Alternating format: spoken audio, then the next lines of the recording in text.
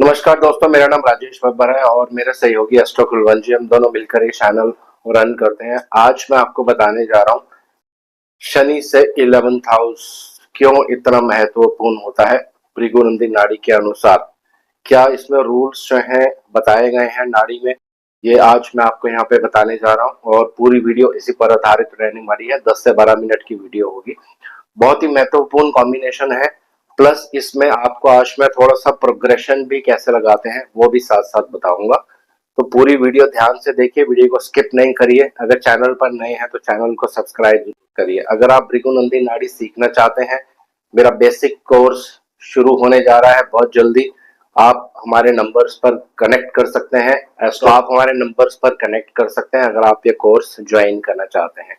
पूरी डिटेल्स आपको व्हाट्सएप पे मिल जाएगी। तो आइए वीडियो आरंभ करते हैं। ज्यादा समय आपका मैं नहीं लूंगा। भगवान गणेश जी और भगवान शनिदेव से आराधना करूंगा, सबके घर में सुख और शांति बनाए रखें।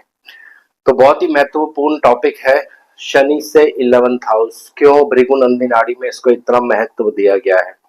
तो पहले इसको समझ लेते हैं कि 11th हाउस होता क्या है।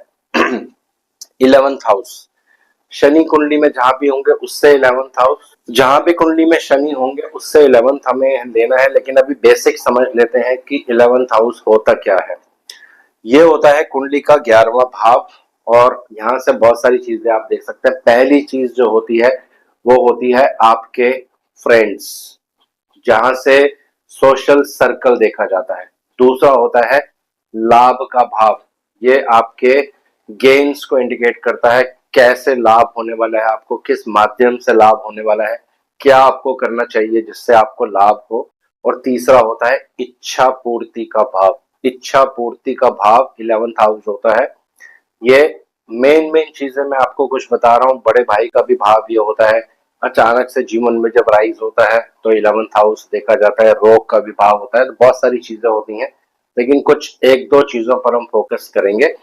इच्छा पूर्ति और लाभ, इन दोनों चीजों पे हम यहाँ पे फोकस करने वाले हैं। और जो नैसर्गिक कुंडली होती है, यानी काल पुरुष की कुंडली जो होती है, यहाँ पर 11 नंबर साइन आता है। 11 नंबर साइन काल पुरुष की कुंडली में यहाँ पे आता है। तो ये शनि देव का नेचुरल जोडियक 11 नंबर जो है 11th हाउस में ही आता है। इसीलिए शनि देव को 11th हाउस से बहुत ज्यादा लगाव होता है। लेकिन ये कैसे एप्लीकेबल होगा ये मैं अभी आपको थोड़ा सा एग्जांपल के साथ बताऊंगा। तो सिंपल है, इसको आप आराम से स्टडी कर सकते हैं। और प्लस जैसे मैंने बताया इसमें प्रोग्रेशन भी हम लगाएंगे। तो पहला रूल, जहां कुंडली में शनि होंगे, अभी मैं सिंपल लगन में ले रहा हूं, अभी राशि इसमें मैं नहीं ले रहा हूं। राशि वाशी बाद में भी आप इसमें ले सकते हैं, क्योंकि राशि का इतना इसमें इंपॉर्टेंस नहीं होगा जितना भाव का इंपॉर्टेंस होगा। तो यहाँ पे शनि है तो शनि से 11th हाउस, तो आपको सिर्फ 3 घर पीछे काउंट करना है। सिंपल सा नियम है, जहां शनि होंगे उसके पीछे वाला, उसके 3 घर पीछे काउंट करने हैं तो वो बन जाता है 11th हाउस। अगर इसमें आपको कंफ्यूजन होता है तो सीधा भी आप काउंट कर सकते हैं, 1 2 3 4 5 6 7 8 9 10 11। ये थोड़ा लंबा पड़ता है, लेकिन शनि से 3 घर पीछे वो उससे 11th हाउस होता है। तो जहां भी शनि होंगे 11th हाउस को 100% प्रमोट करते ही करते हैं। ये नाड़ी का एक सिंपल रूल है। कहीं भी होंगे शनिदेव अपने से 11वें भाव को प्रमोट करेंगे ही करेंगे। और यहाँ पे अगर शनिदेव वक्री भी होंगे तब भी सेम भाव ही आपको काउंट करना है। उदाहरण के लिए मान लीजिए यहाँ शनि वक्री है तब भी उससे 11th हाउस ये वाला ही आप लेंगे। ऐसा नहीं कि अगर वक्री होगा तो भाव चेंज होगा। वक्री का रिजल्ट्स कुछ और होता है, वो नेक्स्ट वीडियोस में अगर समय मिलेगा तो डिस्कस करूंगा। तो ये पहला रूल है। अब रूल आपको फिर से समझा देता हूं। जहां पे कुंडली में शनि देव होंगे आपके, अपने से 11th हाउस को 100% प्रमोट करते हैं। तो पहले एक सिंपल दूसरा मेथड समझ लेते हैं। शनि से 11th में जो ग्रह बैठे होंगे, पहले उनसे रिलेटेड कुछ चीजें आपको बताता हूँ। तो उदाहरण के लिए लगन में ही मैं शनि ले रहा हूँ, लेकिन आपकी कुंडली में शनि कहीं भी हो सकते हैं। वो आप जब कुंडली देखेंगे तो आपको पता चलेगा। तो पहले प्लैनेट, अगर शनि से 11th में सूर्य होंगे तो शनिदेव किसको प्रमोट करने वाले हैं? सूर्य देव को।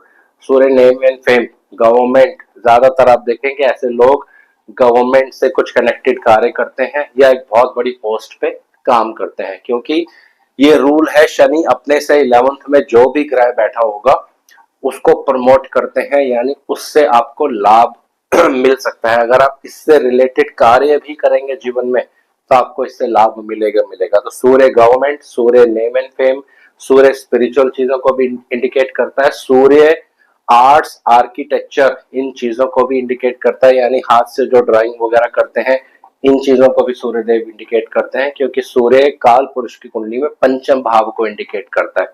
मेडिकल प्रोफेशन भी सूर्य से ही देखा जाता है, क्योंकि सूर्य मेडिसिन के भी कारक होते हैं। तो ये सारी चीजें आप यहाँ से देख सकते हैं। अगर आपकी कुंडली में ये कॉम्बिनेशन है तो शनि इसको 100% प्रमोट करने वाले हैं। अब यहाँ पे एक सवाल आपके मन में आने वाला है कि ये कॉम्बिनेशन तो है आपकी कुंडली में, लेकिन इसका रिजल्ट कब मिलेगा? ऐसा नहीं कि हर समय ही इसका रिजल्ट आपको मिलेगा, एक पर्टिकुलर टाइम पीरियड आएगा आपकी लाइफ में, अगर वो कॉम्बिनेशन जब बनेगा तो वो 2.5 साल आपके लिए बहुत बहुत स्ट्रांग रहने वाले हैं। उसी पीरियड में पर्सन अपने जीवन में तरक्की कर जाता है। ओवरऑल तो ये रिजल्ट आपको देगा ही लेगा, लेकिन उस पर्टिकुलर टाइम पीरियड में बहुत ही अच्छे रिजल्ट्स जो है कुंडली में देखने को मिलते हैं। तो ये कैसे देखेंगे ये भी मैं एक बार आपको बता देता हूँ उसके बाद फिर बाकी ग्रहों को भी साथ साथ जोड़ने की मैं कोशिश करूंगा। अब यहाँ पे एक सिंपल रूल है नाड़ी का, ये आप समझ लीजिए। शनिदेव एक राशि में 2.5 साल तक रहते हैं, 2.5 ईयर्स, यानी 2.5 साल एक राशि में 2.5 साल रहते हैं। रेट्रोग्रेशन को आपको इसमें काउंट नहीं करना है, डिग्रीज को भी फिलहाल आप छोड़ दीजिए। एक सिंपल मेथड है, सिंपल मेथड से चलते हैं ताकि कंफ्यूजन नहीं हो। तो जहां पे भी आपके कुंडली में शनिदेव है, कुंडली में शनिदेव मैंने यहाँ लिया तो 2.5 साल यहाँ पे, 2.5 साल यहाँ पे, 2.5 साल यहाँ पे, 2.5 साल यहाँ पे, तो यहाँ पे हो जाएंगे 10 साल। और उसके बाद फिर 12.5, 15, 17.5, 20, 22.5, 25, यहाँ तक 25 साल पूरे हो जाएंगे। और उसके बाद जो समय आएगा, जैसे ही शनिदेव यहाँ गोचर करेंगे, कहां पर? अपने से 11th भाव पर, अपने से 11th भाव में यहाँ सूर्य बैठे हैं, जब शनिदेव इसके ऊपर गोचर करेंगे, चाहे वो पहला राउंड हो शनिदेव का या दूसरा राउंड हो, ये हमेशा आपको बेनिफिट देने वाला है दोस्तों। ये डिपेंड करता है कि कौन सा प्लैनेट भी वहां पर है, उससे रिलेटेड भी रिजल्ट्स मिलते हैं। लेकिन जब शनिदेव सूर्य के ऊपर गोचर करेंगे, खासकर शनि से 11th में जब सूर्य रहते हैं, तो ये टाइम पीरियड आप ऐसे निकाल सकते हो इस पर्टिकुलर एज में, यानी 25 से लेके 27.5 साल, ये जो 2-2.5 साल होंगे जीवन में, ये बहुत अच्छे जाएंगे आपके। इस पीरियड में नेम एंड फेम मिलेगा। तो बहुत से लोग पूछते हैं कि कब हमारी लाइफ में एक अच्छा समय आएगा। ये एक कैलकुलेशन का मेथड है जिसमें दशा वगैरह की आपको जरूरत नहीं पड़ती है, सिंपल तरीके से आप कैलकुलेट कर सकते हैं। तो इसको अब मैं यहीं पे लिखा रहने देता हूँ, क्योंकि ये सबके लिए हमारे लिए एज इट इज काम आएगा। दूसरे जो बहुत महत्वपूर्ण ग्रह हैं वो है चंद्र। अगर शनि से 11th में चंद्रमा होंगे तो शनि इसको प्रमोट करेंगे। चंद्रमा को रिटेल सेल्स कहते हैं। अगर आप इस तरह का कार्य करेंगे उसमें आपको बेनिफिट मिलने वाला है। बोलने का कार्य, रिटेल सेल्स, क्योंकि चंद्रमा रिटेल कैश या कैश फ्लो, रिटेल सेल्स, इन सब चीजों को इंडिकेट करता है और इंडिकेट करता है ट्रैवल को। तो ये कुंडली के अलग अलग राशियों के अकॉर्डिंग भी प्रेडिक्शंस होंगी, लेकिन ये जनरल प्रेडिक्शंस है। उसके बाद आते हैं तीसरे ग्रह, बहुत ही महत्वपूर्ण ग्रह मंगल देव। हालांकि ये शनि देव के शत्रु हैं, लेकिन इस चीज से यहाँ पे कोई फर्क नहीं पड़ता है। ये एक रूल है जो काम करता है। शनिदेव से 11th में जो भी ग्रह होगा शनिदेव उसको प्रमोट जरूर करेंगे। तो अगर ये आपकी कुंडली में कॉम्बिनेशन है तो मंगल से रिलेटेड अगर आप कार्य करते हैं, मंगल मतलब police, military, defence, law, court, क्योंकि ये गवर्नमेंट अधिकारी को भी इंडिकेट करते हैं, लड़ाई झगड़ा, ये सारी चीजों को सुलझाना, ये सारा कार्य जो होता है मंगल से रिलेटेड होता है। मशीनरी वर्क, इलेक्ट्रिकल वर्क, ये सारी चीजें मंगल के अंदर आती हैं। तो अगर ये कॉम्बिनेशन आपकी कुंडली में है और जो टाइम पीरियड मैंने आपको बताया 27.5 साल, 25 से लेकर 27.5 साल, ये पीरियड अच्छा जाता है फिर आपके लिए। लेकिन ये डिपेंड करता है कि ये पीरियड आपके लिए अच्छा जाता है। इसके बाद एक बहुत महत्वपूर्ण ग्रह आते हैं, वो है शुक्रदेव। अगर ये कॉम्बिनेशन आपको कुंडली में दिखता है तो ये बहुत ही अच्छा योग होता है कुंडली में। जब गोचर के शनिदेव यहाँ पे आएंगे, शुक्र मतलब लग्जरी चीजें, व्हीकल्स, आर्ट्स, ये सारी चीजों को इंडिकेट करता है। लैंड प्रॉपर्टी, मंगल से भी लैंड प्रॉपर्टी आप ले सकते हैं, तो इन चीजों में आपको बेनिफिट मिलेगा। और ये अपने आप में एक बहुत ही शुभ योग होता है, क्योंकि शुक्र एक बहुत ही शुभ ग्रह है। जब शनि से 11th में शुक्र रहते हैं दोस्तों, तो आपके जीवन में एक फीमेल का कैरियर में बहुत इंपॉर्टेंट रोल रहता है। तो जब शनि इसके ऊपर गोचर करेंगे, टाइम मैंने आपको निकाल के बता दिया है कैसे आपको कैलकुलेट करना है। अब बात करते हैं बहुत ही महत्वपूर्ण ग्रह बृहस्पति। अगर शनि से 11th में बृहस्पति है, वर्किंग विद पब्लिक, क्योंकि बृहस्पति पब्लिक पर्सनालिटी है क्योंकि बृहस्पति पब्लिक पर्सनालिटी है। टीचिंग का प्रोफेशन, गाइड करना, लोगों को एडवाइस देना, ये सारी चीजें आप यहाँ पे कर सकते हैं। अच्छे प्रोफेसर्स, अच्छे जो टीचर्स होते हैं, ये सारा इस कॉम्बिनेशन से देखा जाता है। तो ये भी एक बहुत अच्छा कॉम्बिनेशन होता है। और कब एक्टिव होगा वो मैंने आपको एक्टिवेशन पहले समझा दिया है। इसके बाद बात करते हैं बुध देव।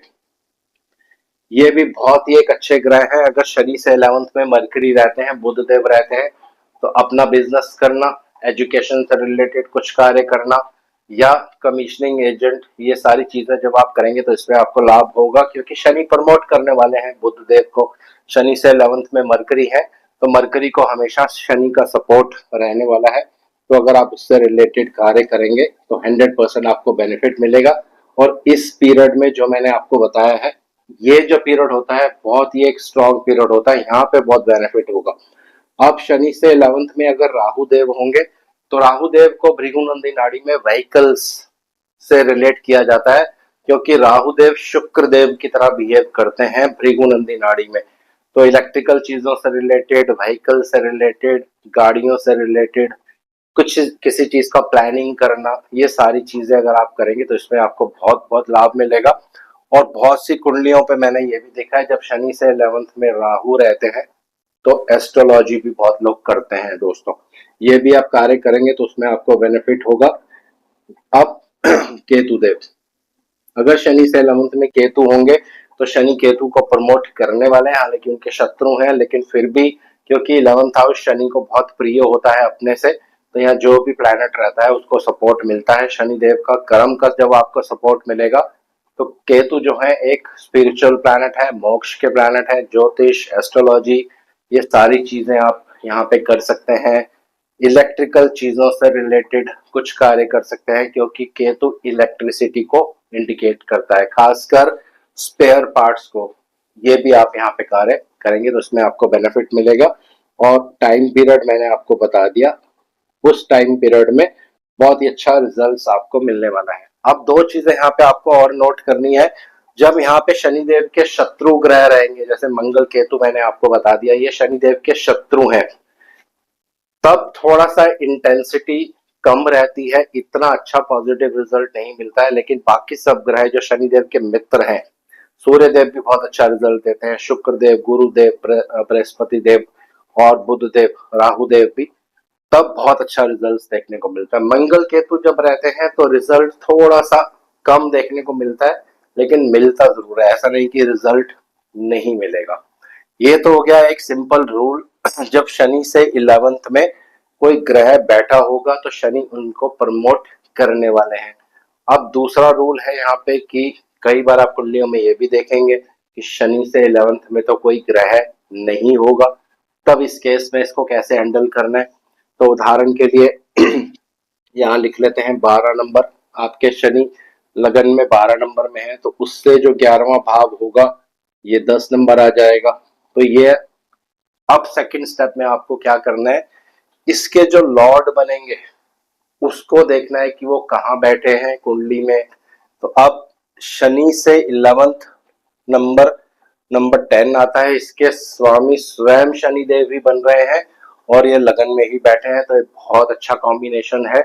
अब ये डिपेंड करता है अलग अलग भावों में इसको आपको यूज करना है, लेकिन इसमें 3 इंपॉर्टेंट रूल होते हैं जो मैं आपको बता देता हूँ। अगर शनि से 11th लॉर्ड कोई भी हो सकता है, शनि स्वयं भी हो सकते हैं, लगन में ही बैठे होंगे, तो आपको नेम एंड फेम मिलेगा। कब? जब शनि इसके ऊपर गोचर करेंगे, जब यहाँ पे गोचर करेंगे, ये आपको ध्यान रखना है, या फिर इसके ऊपर गोचर करेंगे, तब भी आपको नेम एंड फेम मिलेगा उस पीरियड में। तो पहला रूल, अगर यहाँ ग्रह है उसके ऊपर शनि गोचर करेंगे तब, नहीं तो फिर उसके लॉर्ड के ऊपर जब शनि गोचर करेंगे तब आपको अच्छा रिजल्ट मिलेगा। दूसरा रूल यहाँ पे ये होता है कि शनि से 11th हाउस में कोई भी ग्रह, जो भी राशि होगी, तो एक उदाहरण ले लेते हैं, मान लीजिए यहाँ पे 9 नंबर राशि है, तो 10 और यहाँ आ जाएगा 11। तो शनि से 11th में गुरु की राशि पड़ रही है, धनु राशि, इसके स्वामी गुरु है। अब आपको गुरुदेव की प्लेसमेंट देखनी है। अगर कुंडली में गुरुदेव की प्लेसमेंट तीसरे भाव में, छठे भाव में और 10वें भाव में, इन तीनों में से किसी भाव में भी होंगे, तब बहुत ही अच्छा रिजल्ट आपको देखने को मिलेगा। ये अपने आप में एक पूर्ण राजयोग होता है दोस्तों। दोबारा से मैं बता रहा हूं, शनि से 11th हाउस में जो राशि होगी उसके लॉर्ड अगर वहीं पर होंगे, पहला रूल, या तो कुंडली के 3rd हाउस में हो या कुंडली के 8th हाउस में हो, ये होते हैं कुंडली के उपचय भाव, तीसरा, छठा और 11वां और 10वां भाव। अगर यहाँ पे भी होंगे बृहस्पति, यानी शनि से 11th में जो राशि है उसके लॉर्ड इन 4 भावों में जाके बैठेंगे, तो बहुत ही अच्छा एक तरह से राजयोग मिलता है। और ये एक्टिव कब होगा?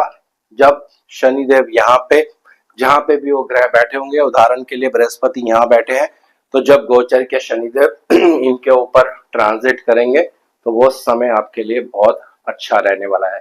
बाकी सब जगह पे न्यूट्रल रिजल्ट देगा, इतना ज्यादा स्ट्रॉन्ग रिजल्ट नहीं देता है।